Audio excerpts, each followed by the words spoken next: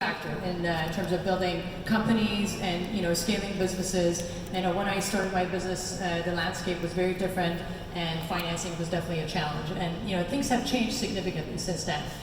You look at 2018, we had 3.7 billion of VC money that was dispersed across Canadian companies, which is great and is a signal for maturity. But at the same time, when you're looking around, in the tech sector at $1 billion plus or 10 billion plus market cap companies, we still have a long way to go, and we need to build a much stronger and healthier ecosystem so we would actually have the next Amazon, Google, and Microsoft built out in Canada.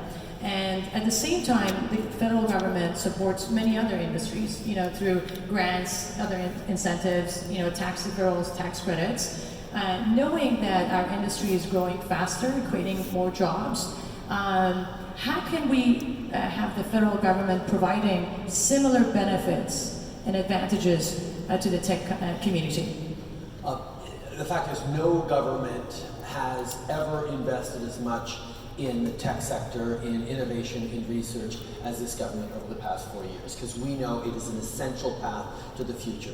Whether it's having invested hundreds of millions of dollars in venture capital in frameworks, whether it's making sure that we're investing in research and fundamental science, in things like AI, we get about $125 million direct for AI right across the country. We've created superclusters, which are hundreds of millions of dollars. We know that investing in universities, in research, in innovation, in training, are the kinds of things that are going to give us the best returns in the future. So those are investments that we've made, and we will continue to make, because we have seen a lot of, we've spent a lot of time trying to compete with Silicon Valley, or watching Canadian innovators head down to the Bay Area to try and succeed. And what we've seen over the past few years is increasingly people are coming back for the quality of life, for the stability, for the access to global talent, through immigration, through the livable cities, through all the different things we're doing.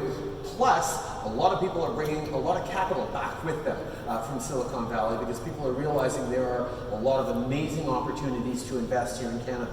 We have a number of big companies that have decided to return to Canada, to come to Canada. Thomson Reuters, a few years ago, moved its global headquarters from the United States back to Canada, where it is flourishing because of the access to talent, because of the innovative ecosystems. We are really seeing that this is one of those places where the mix of opportunity, of diversity, which I sort of glossed over earlier. We know that when you have different perspectives, different backgrounds, different stories coming together to work on the same problem, you get much better, more robust and resilient solutions. So the fact that Canada is a country that has always embraced diversity, and we know that it is a source of strength, never a source of weakness, has given us a real advantage as we look at that competitive investment environment that more and more people are looking at Canada for.